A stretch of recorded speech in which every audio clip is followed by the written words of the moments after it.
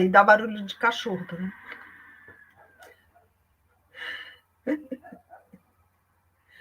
Boa noite a todas e a todas.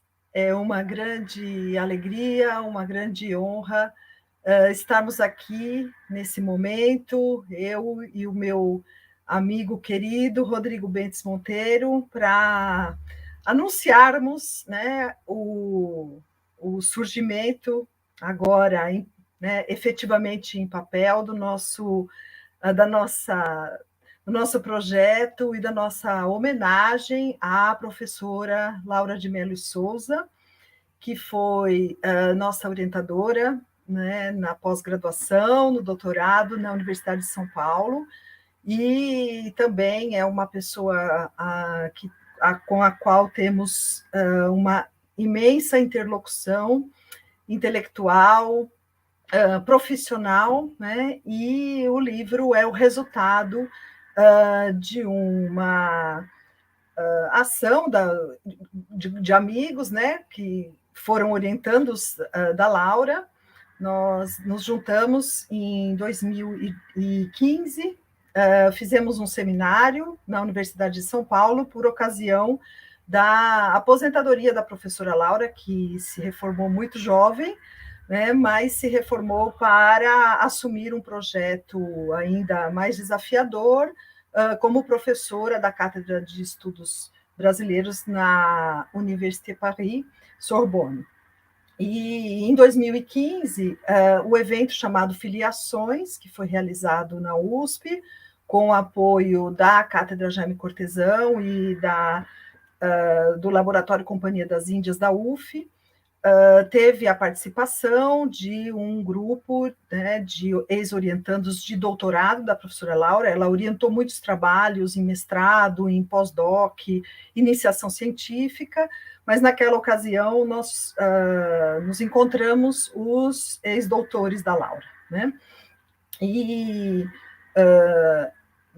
nessa ocasião, então, surgiu a ideia de prepararmos o livro, né?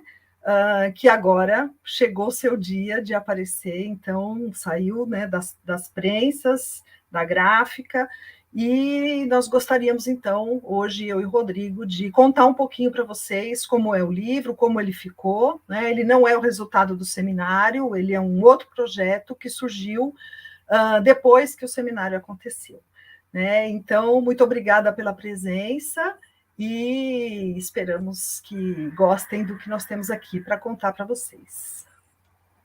Bom, boa noite a todos e todas, e eu vou contar aqui rapidamente a proposta do livro, né? Porque, como a Ana Paula colocou, ele não resulta exatamente daquele encontro de 2015. Nossa primeira ideia foi até organizar um dossiê de uma revista acadêmica, né?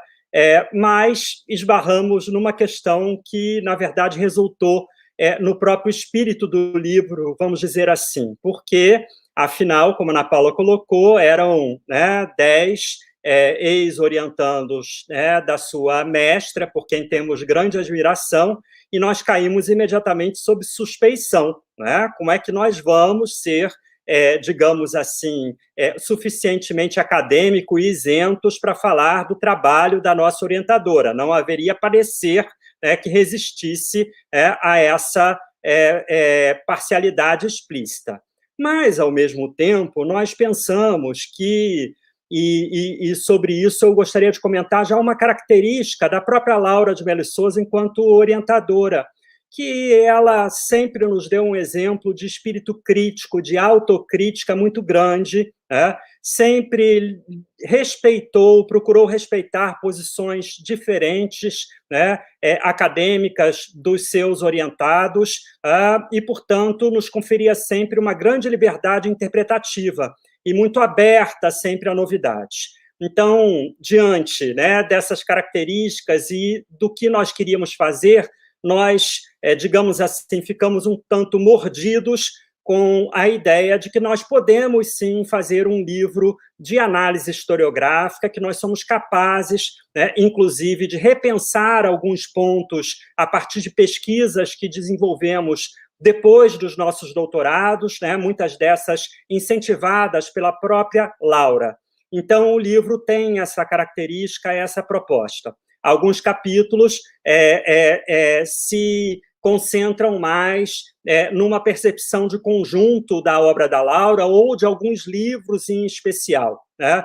E outros fazem isso, mas fazem também avançando pontos de reflexão decorrentes, obviamente, da própria experiência particular de cada um enquanto historiador. Né? E outros, por sua vez, a partir apenas de um mote, né, no que diz respeito a uma fonte em específico, ou um conjunto de fontes, ou um tema, né, desenvolvem voos mais autônomos, né, e muitas vezes repensam, com todo respeito e naturalidade, as próprias conclusões da Laura de Melo Souza anos atrás, né, e isso tudo é feito com muita naturalidade. Então, acho que o livro tem essa característica que o faz ser não um típico livro de homenagem. Né? Por isso, eu acho que o título que nós escolhemos, ele é feliz, né? Porque os traços da obra de Laura de Melo Souza aparecem nos nossos capítulos, mesmo que de forma desenvolvida ou matizada, a depender de cada caso. Então, é essa a proposta do livro, que não faz dele um típico livro de homenagens. Na elaboração, né, do trabalho e também desde o início da ideia, nós contamos com algumas participações muito importantes, a quem nós gostaríamos de agradecer. A professora Adriana Angelita da Conceição, atualmente professora da Universidade Federal de Santa Catarina, esteve conosco na preparação do seminário em 2015, né?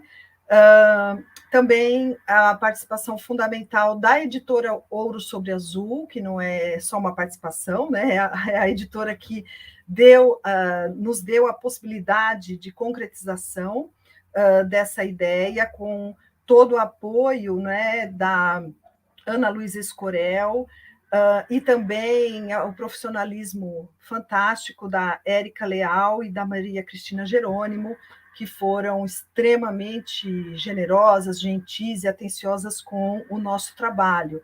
Então, nós queremos agradecer muito à equipe da Ouro sobre Azul, que resultou nesse livro que ficou lindíssimo, de alta qualidade, gráfica e também estética, né? Aceitaram todas as nossas opiniões, também mostraram para a gente a hora que a gente estava ou exagerando, ou um pouco abaixo, né, do nível que o livro merecia. Enfim, essas questões, é muito importante ter um editor que nos ajude a pensar, porque nós não somos editores, somos autores, somos historiadores, pesquisadores, enfim, esse campo, né, da edição eu admiro muito. Também há o Laboratório Companhia das Índias, né, com a coordenação das professoras Maria Fernanda Bicalho e Célia Tavares, que foi também muito importante no financiamento dos recursos do livro, e também no apoio à realização final, né? E o projeto CNPq e projeto FAPERJ, em particular o professor Ronaldo Vainfas, que também esteve desde o início conosco nessa proposta, nesse projeto. Então, em princípio, agradecemos essas pessoas, além de todos os autores, né, e autoras, sobre os quais vamos comentar a partir de agora, né, daqui a pouco, quer dizer, o Rodrigo ainda vai falar mais um pouquinho, e essa paciência, né, que todos tiveram, porque foi um trabalho, vamos dizer, que teve o seu tempo, né? De repente o livro agora está aí, mas cada livro, como eu sempre digo, tem o seu próprio tempo e ele só aparece a hora que ele quer. Então, mesmo que a gente tenha, né, ultrapassado um pouco a paciência de todas as pessoas, eu acho que agora chegou o momento de todo mundo se alegrar com isso. Rodrigo. Eu estou mostrando toda hora a capa do livro aqui para fazer inveja à Ana Paula, porque o livro ficou pronto há 10 dias e veio logo para o Rio de Janeiro, e os autores de São Paulo ainda não têm, incluindo a própria Ana Paula. Então, e para mostrar mesmo que ele ficou muito bonito, né, e com um tamanho de muito fácil manuseio, Mas, enfim, emendando os agradecimentos, a gente queria aproveitar aqui o momento também para agradecer aos 5 comentadores, porque esse livro é um livro de ex-alunos da Laura, os chamados, alguns dos filhos de Laura, uma expressão criada lá nos anos de 1990. Mas, além de filhos, a Laura tem muitos amigos e interlocutores, e alguns deles foram a São Paulo em 2015, coordenaram mesas e se dispuseram a ler os capítulos, os nossos capítulos, que já já nós vamos explicar minimamente, e esses são Ronaldo Vainfas, Leila Algrante, Júnia Furtado, Luciano Figueiredo e Iris Cantor, e também a Fernanda Bicalho, que escreveu o prefácio. Então, a Fernanda é também ex-aluna da Laura, mas a esses o nosso agradecimento muito especial, porque eles dedicaram os seus talentos a comentar os nossos trabalhos e, obviamente, colocaram também os seus pitacos, as suas reflexões acerca da obra laureana, como nós nos acostumamos a falar a partir desse livro.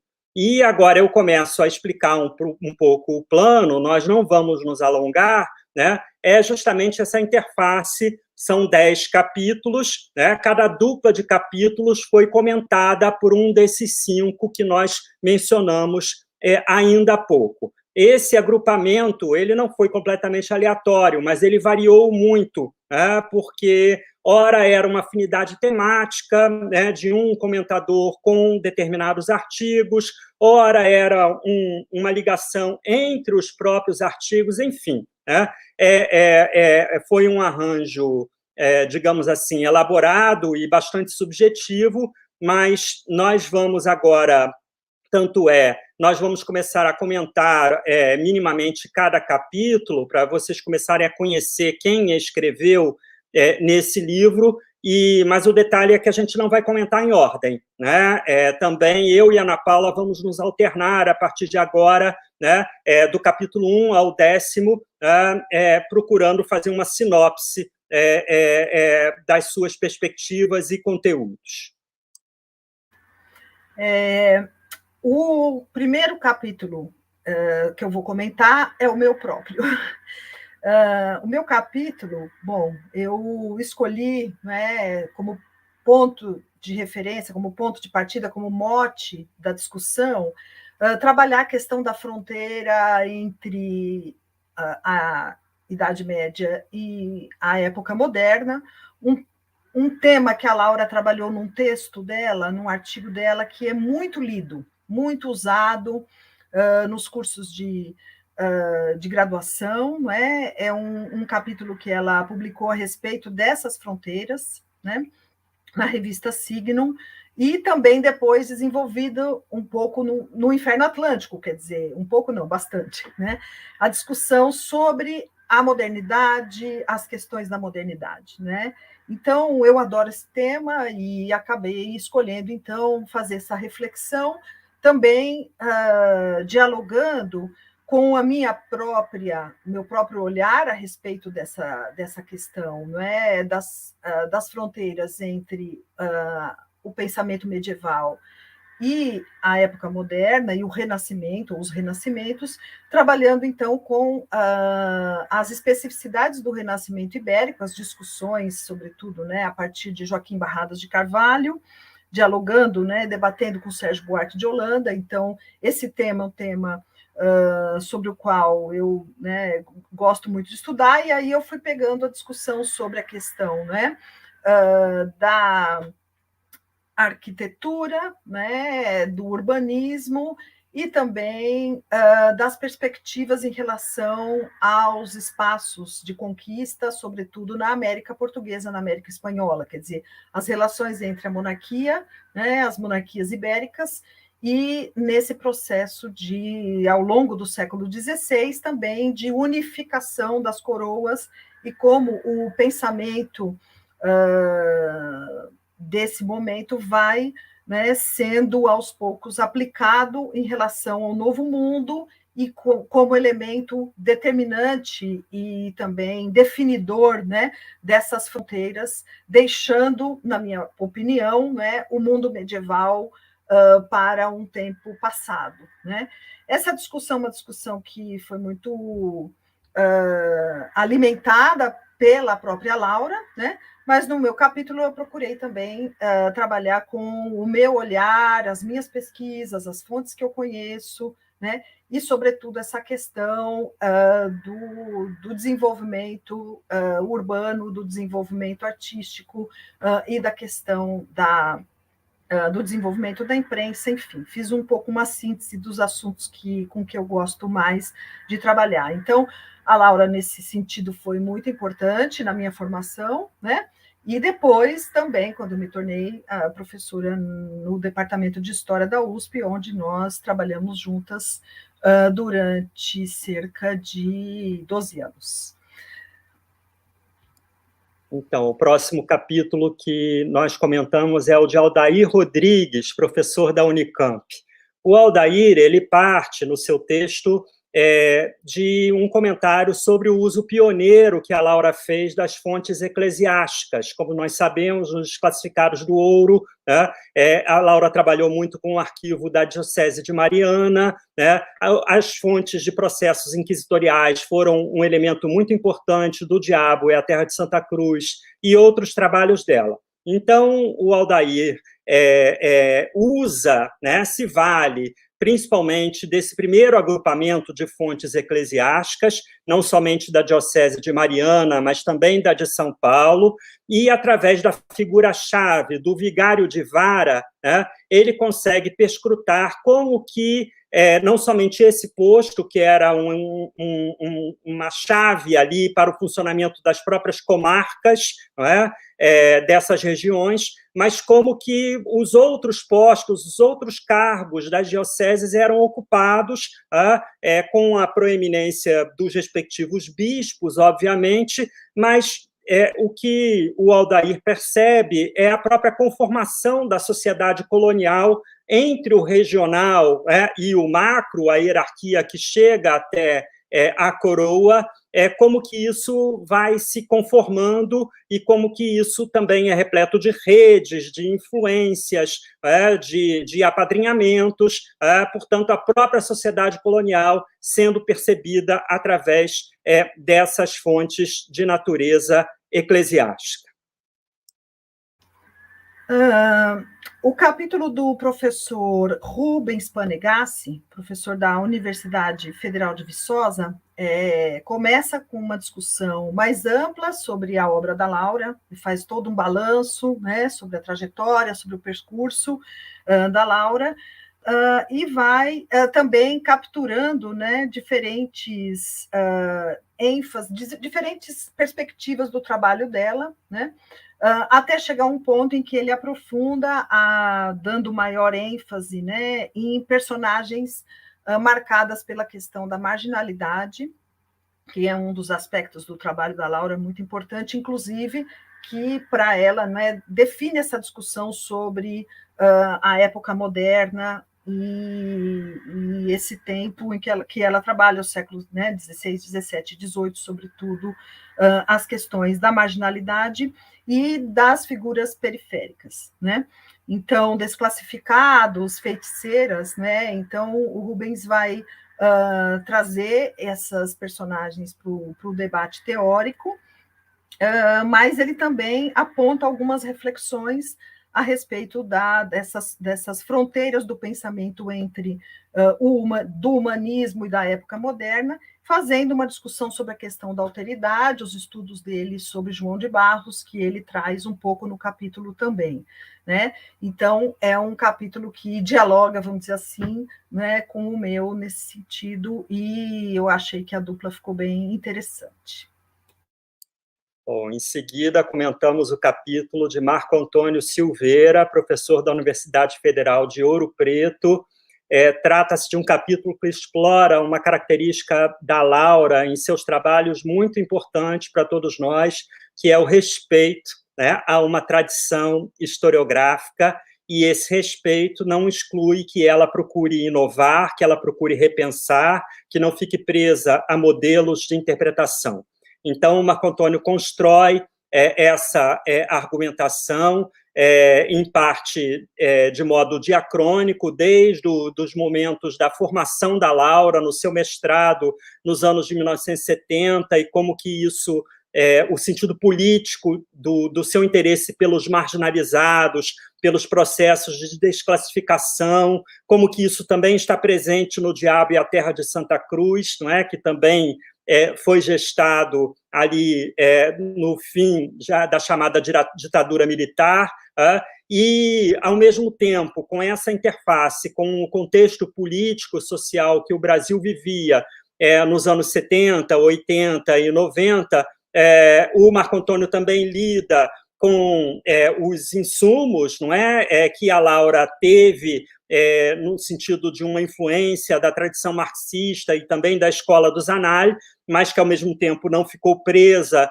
né, a nenhuma forma, né? E o que eu acho mais interessante desse capítulo é que o Marco Antônio vai recolhendo, através de cada trechinho de livro, cada dedicatória, cada agradecimento, ou nesses momentos em que ela faz esse tipo de ilação, né, do reconhecimento dos clássicos, e ele coloca isso de maneira muito harmônica no decorrer do capítulo, porque isso fica entremeado com a sua própria argumentação, né? Então, é um capítulo que deixa a Laura falar, né? É um pouco assim como eu resumiria, né? E, nesse respeito, a tradição sem invalidar a sua postura crítica. O capítulo da professora Georgina dos Santos, professora da Federal Fluminense, da UF, é uma reflexão muito importante sobre a sensibilidade feminina. Nesse capítulo, a Georgina traz, né, os estudos da Laura sobre as mulheres na colônia, as perseguidas pela Inquisição. Ela faz toda uma reflexão também a respeito de como isso aparece no Diabo na Terra de Santa Cruz, e também no Inferno Atlântico. A discussão que ela vai puxando também é sobre as questões de beatificação, de sensibilidade religiosa, né, de santidade religiosa das mulheres recolhidas, né? E nos contextos de reclusão e nos contextos também de santidade. Mas a Georgina, ela vai colocar, né, um ponto da sua própria pesquisa que é belíssimo, fantástico, né, essa contribuição que é a respeito das mulheres cristãs novas nos espaços de recolhimento em Portugal, né, nos ambientes eclesiásticos de recolhimento. Então, ela faz toda uma história de como essas instituições recebiam essas mulheres, né? Ela vai nos mostrando a vida delas, os sentimentos, as sensações, e depois os problemas, obviamente, que elas vão enfrentar relacionados com os processos inquisitoriais, justamente por serem cristãs novas.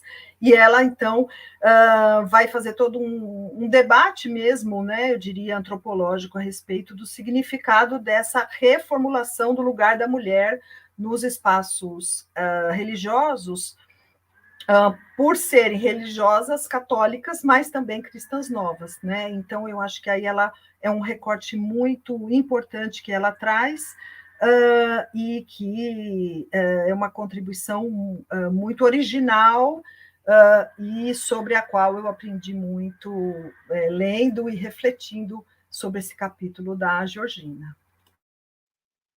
Em seguida, temos o capítulo, em seguida dos nossos comentários, né? Só enfatizando que a gente alternou aqui a ordem por questões nossas. Temos o professor Sérgio Alcides, da UFMG, né? Historiador e também poeta, atua no Instituto de Letras, e o Sérgio trabalha no seu capítulo com o problema do estabelecimento da cultura letrada no Brasil, né? E essa questão, ela é examinada na época colonial, sobretudo pelo exemplo de Cláudio Manuel da Costa, sobre quem ele próprio, Sérgio Alcides, possui a sua dissertação de mestrado, e sobre quem a Laura de Melo Souza produziu a sua biografia há alguns anos atrás. Mas o problema, e aí o Sérgio Alcides começa a fazer uma reflexão de voo próprio, dessa cultura letrada, ele também ocorre no nosso Brasil contemporâneo, né? E ele também coteja, então, em meio ao seu capítulo, vários depoimentos, inclusive de Sérgio Buarque de Holanda, né? E outros sobre, né, esse sentimento, digamos, que passa por vários tempos entre os letrados atuantes numa terra que seria periférica, né? Um pouco é essa a questão. E é muito interessante porque ao início do capítulo, né, e no momento que o Sérgio escreve os desastres de rompimento de barragens em Minas Gerais tinham acabado de acontecer, né? Um mais anteriormente, o outro, né, se não me engano, exatamente no momento em que o Sérgio estava escrevendo o capítulo, e ele faz um paralelo um tanto poético entre as letras e a lama, né? Porque as casas de alguns inconfidentes ficavam justamente nos lugares acometidos por esses desastres. Mas, perseguindo o ponto, né, de condução da sua argumentação, os letrados, na época moderna, segundo o Sérgio, teriam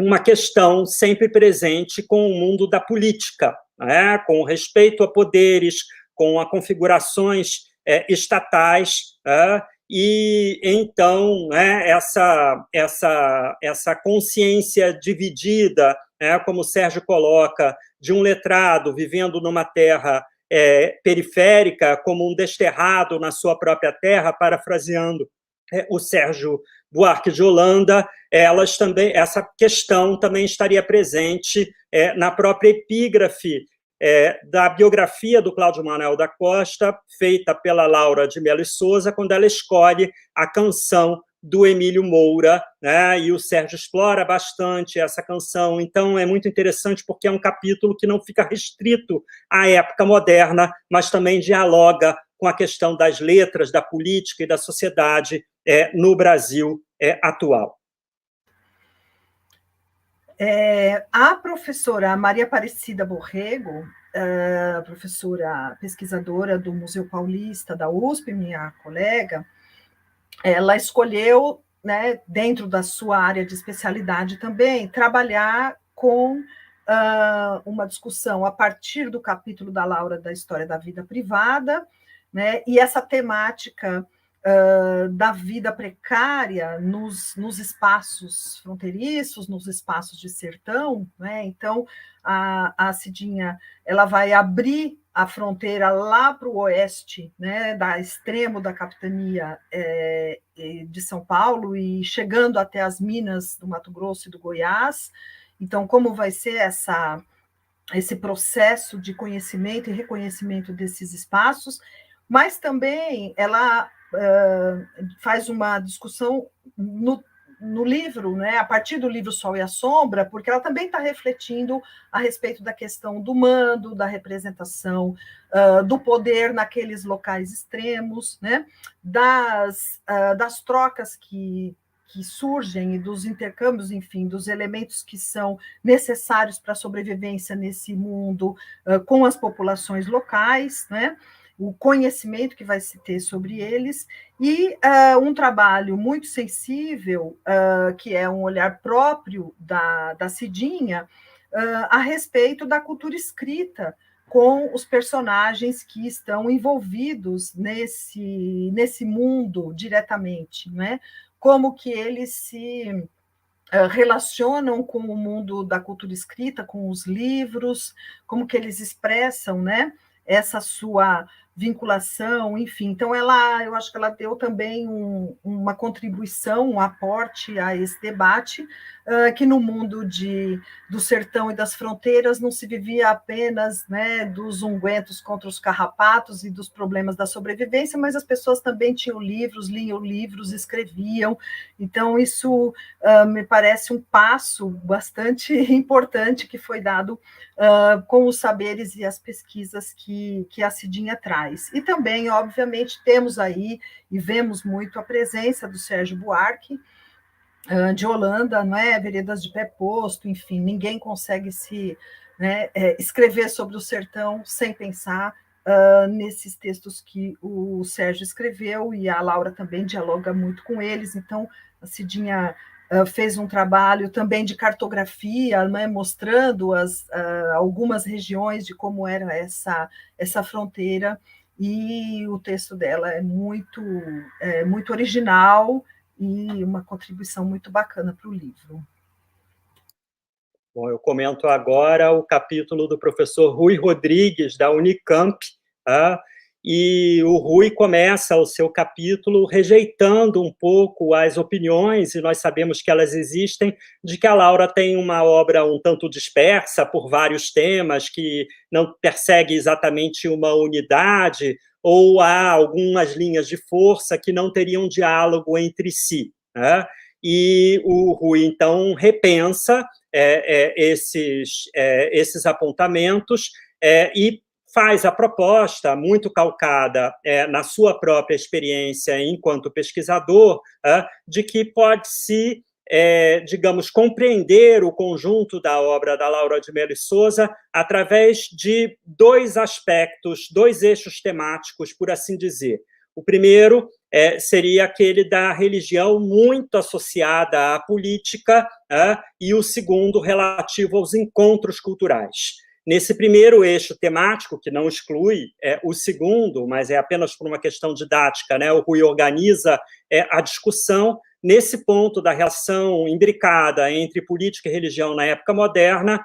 O Rui desenvolve toda uma bibliografia acerca dos processos confessionais, né, assunto sobre o qual, aliás, ele é especialista, e argumenta que mesmo que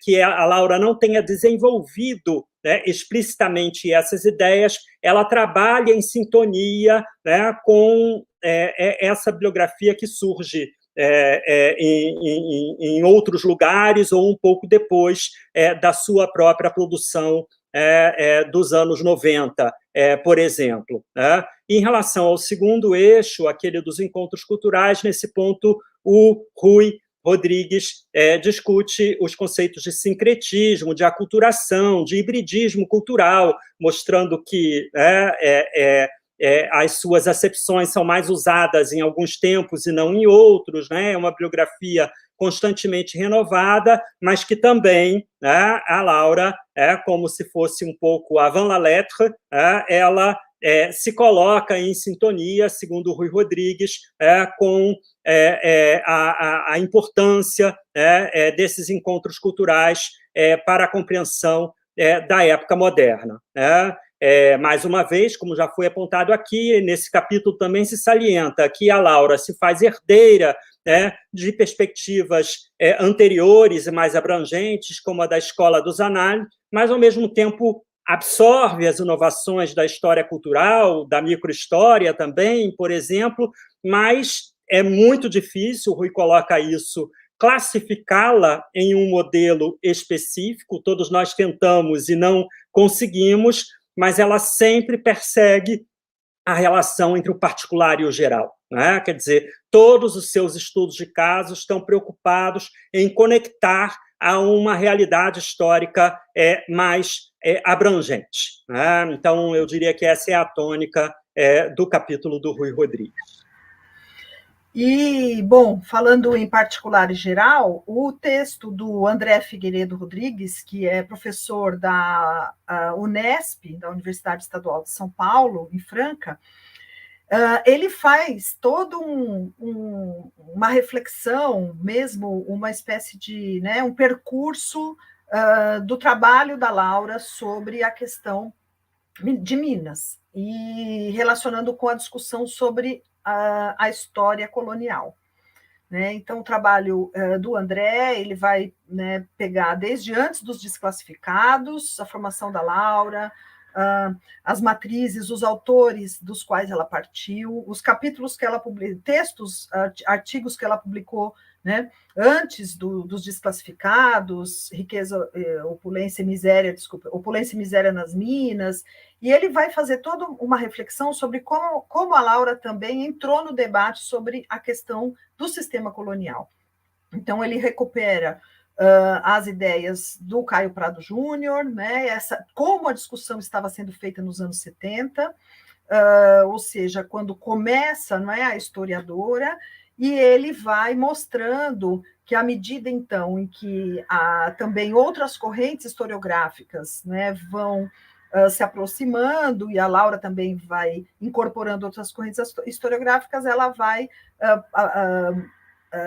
ampliando a sua reflexão ou diversificando a sua reflexão, já não tanto especificamente na discussão sobre o sistema colonial, mas a ideia do André é justamente ficar nessa problemática em torno da questão das minas e a questão da miséria, a questão da opulência, né? E também chegando até o Sol e a Sombra, que é para onde ele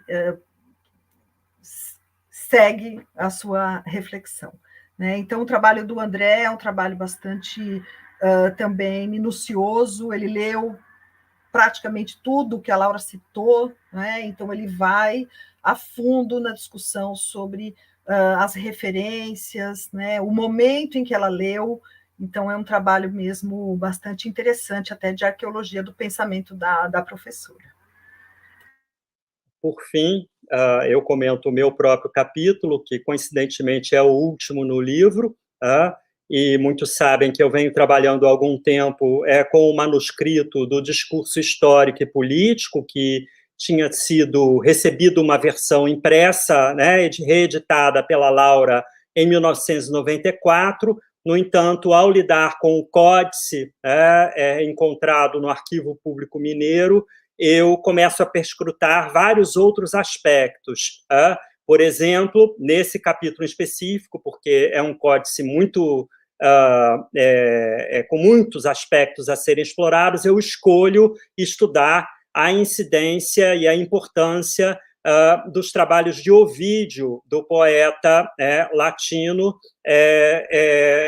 no códice. Por que eu escolhi esse caminho? Porque são as referências do livro Metamorfoses de Ovídio que respaldam todas aquelas passagens sobre a natureza infernal das minas, famosas no próprio discurso, a água exala motins, o ouro toca desaforos, essas e outras passagens que aludiam que os mineiros, as catas eram como bocas do inferno, isso tem remissão nos livros de Ovídio, mas não somente, também há muitas alterações de significados, porque Ovídio escreveu livros sobre os problemas dos amores na Roma antiga, e os mesmos ditos, por assim dizer, para usar uma expressão da época, são apropriados para causar, de propósito, uma certa estranheza nessa apropriação a quem leria o discurso histórico e político. Por esse aspecto e por muitos outros que eu não vou detalhar aqui, que eu repenso justamente a circulação do próprio discurso histórico-político, concluindo, então, no meu trabalho, que foi um manuscrito feito pelos jesuítas que secundavam o Conde de Assumar e foi escrito para o Conde de Assumar, e não exatamente por ele, embora ele possa ter contribuído e incentivado essa produção muito caprichosa e elaborada e que nos intriga até o século XXI. Então, resumindo, é um pouco esse o foco, porque a Laura de Melo Souza sempre citou esse trechinho em praticamente todos os seus trabalhos, e a novidade do contato com as notas, presentes no manuscrito, notas que não apareciam nas edições impressas, eu tenho aqui a edição de 1898, do Xavier da Veiga, e a da Laura de Melo Souza, de 1994. Essas duas edições não tinham as 490 notas marginais. Mas esse não é o único aspecto da pesquisa, ela procurou também enfrentar a materialidade do CODES. Então, é isso. Conseguimos contar o livro em poucos minutos, não é, Ana Paula? Uma façanha. E agradecemos a todos, não é? Bom, o Jorge já perguntou ali no chat, né? Os livros estão sendo vendidos no site da editora Ouro sobre Azul, colocou-se até ali, e no site da Amazon também, por enquanto sob encomenda. Ele foi produzido há 10 dias, né? Portanto, é um bebê e mal acabou de sair do prelo. Desde 2015, após a realização do seminário, vários outros colegas defenderam o doutorado com a Laura, né? Então, também eu fico pensando muito se não devemos depois um dia organizar um Traços 2, porque são jovens, super jovens historiadores, já são professores em várias instituições no Brasil, né? Então, seria muito importante sabermos a opinião desses colegas, Juliana, Felipe, Tarcísio, né, pessoas que defenderam a tese com a Laura recentemente e que não estão no livro, enfim, muitos também não estão e defenderam antes, né, mas, enfim, foram as pessoas que se envolveram com a nossa ideia, né, e estavam interessados também em fazer essa reflexão, né? Eu, mais uma vez, queria agradecer também ao Jorge Cabral, ao 8º Encontro Internacional de História Colonial, que nós gostaríamos muito de estar aí presencialmente no Recife com vocês agora, mas estamos no Brasil e no mundo inteiro, né? Então, são essas as nossas possibilidades agora nessas condições. E muito emocionada de estar aqui, então, dando a notícia do aparecimento do livro, que, como o Rodrigo falou, tem 10 dias de existência material. Isso aí, Ana Paula. Também agradeço a todos e depois nós combinamos com os autores, quando todos estiverem com os seus livros, um encontro nosso com a Laura, que também não tem ainda o seu exemplar, não é? E considerem esse lançamento como um anúncio, né, de uma obra que merece as observações de todos e críticas, e por que não, mas é isso. Ela saiu, assim, um pouco o reconhecimento da mestra nessa abertura ao desenvolvimento de novos trabalhos, nessa autonomia que ela nos deu intelectual. Então, a todos agradeço. Muito obrigado.